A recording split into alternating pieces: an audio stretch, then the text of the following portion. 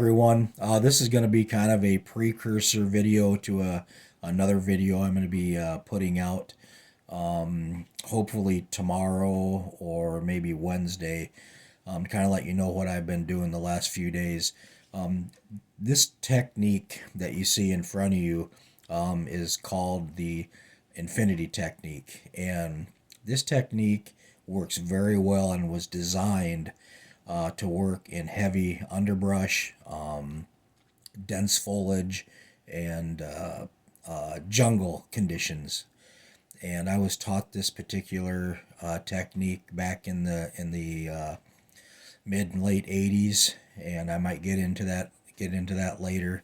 But for right now, what this technique does is, if you know you have bad guys in back of you that's following you, this technique, when it's used and implemented properly in time, will put you behind the bad guy and makes you the predator and them the prey. And it works 100% of the time, I guarantee it. And this is something, a technique that I did imply here in the last few days. And I'll explain it briefly now. And I want to give a shout out to Cam, TC, and Renee. They are people that I've met over YouTube, and they have a small, kind of a hobby research group in northeast Iowa.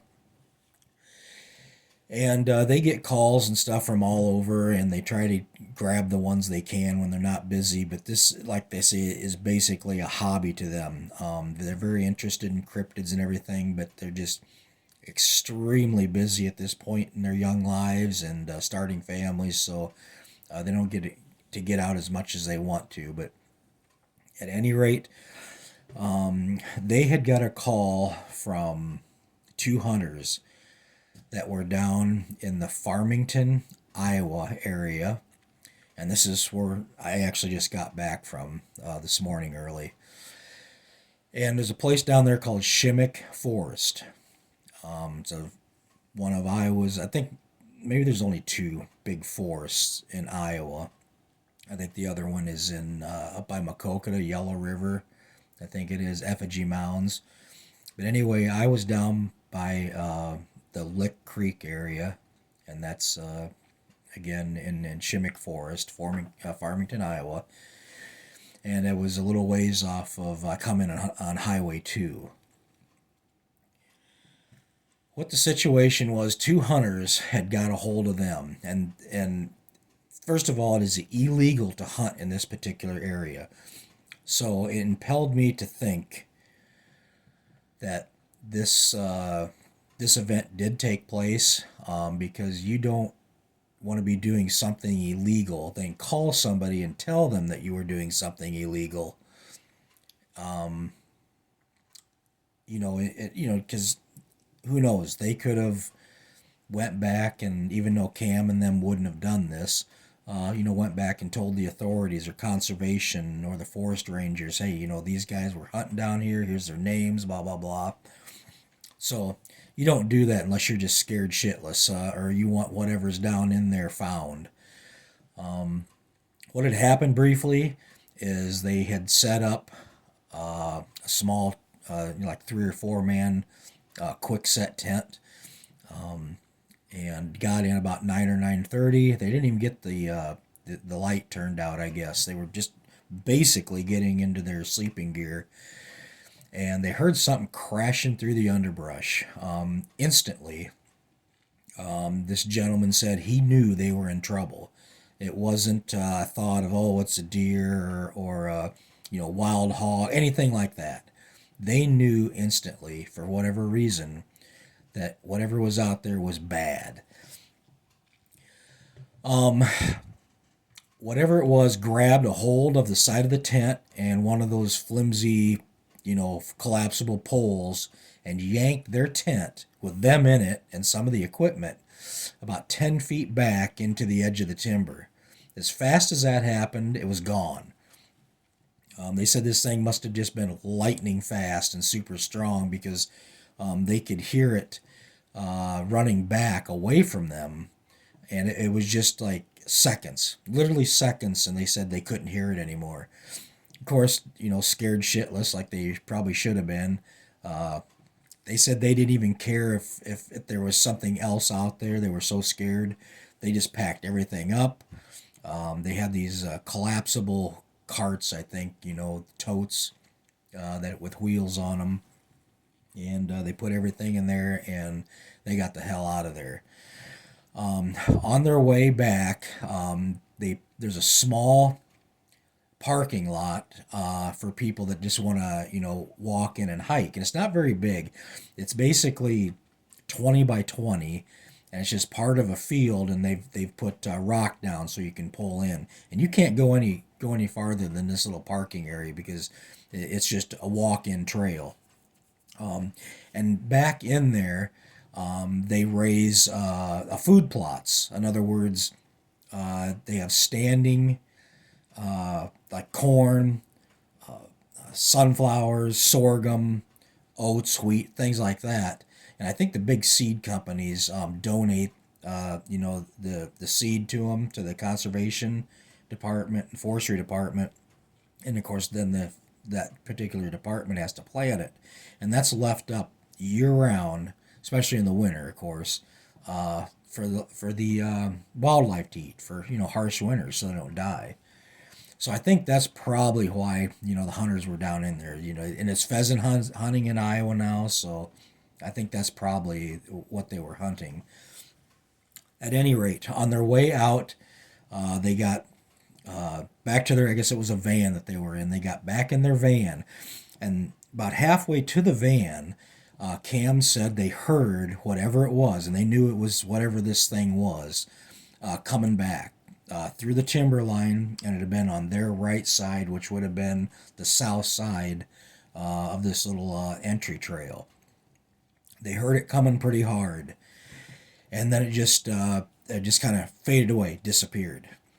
They got probably 150 feet from the parking area when their van was, and they heard it close, within 20, 30 feet. Got to their van, no problem. Got in, started it. They had to back out and around with their lights on. And when they backed out, they swung around and their lights hit this thing. And it was like a 10 or 15 second, visual, which is, pretty good time to visualize something. Sorry about the phone shaking, people. What they seen was, and I have pictures of the aftermath of this too that I'll show you in the other video. But they had seen this creature pulling what they thought it was like a large dog, like a Rottweiler or a German Shepherd or something like that. But I highly doubt. I think it was probably a coyote or possibly a wolf. There's some smaller wolf down in that area. By its rear haunches off of the main trail back into the timberline. And they described this thing. Of course, it's going to be kind of, typical. They said it was probably 7 feet tall, maybe a little bigger, hunched over, full of hair. The arms, they noticed when it had a hold of this dog by its haunches, the arms seemed like they were, he said, Cam told me, the guy said the arms alone were probably 5 feet long. They were just abnormally long to the proportion of the body. But what really was different in this description was the head. Now they said the head wasn't tall and long like you'd think like of a gorilla or ape or something like that. They said it was elongated the other way, and he tried to describe it to Cam as maybe a like what a pterodactyl looks like, only not quite as pointed or as drastically pointed, but it was similar to that. So I've never heard of that before. Not that I'm any kind of expert on cryptids by any means, but they said that was the weirdest thing. And Cam was kind of thinking maybe there's a couple alien shows out there or something, or maybe just a show called Alien, I guess. And he referred that to me, and I said, I don't know what you're talking about, but he kind of thinks that's what the hunter was talking about. But that was the only thing that was off about the description being, like we normally hear, ape or monkey or whatever, if it was a Sasquatch. So whatever this thing was had a very odd shaped head.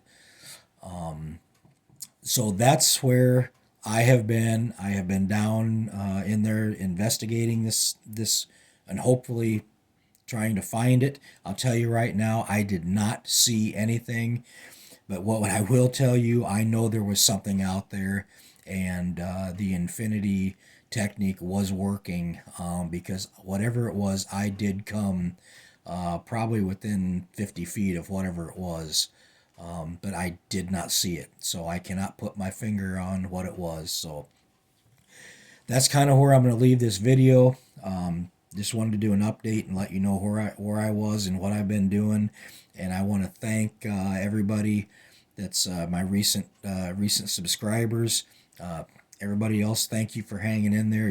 Next year is going to be a lot better and more professional. And I love you all. Thank you so much for sticking with me. I greatly appreciate it.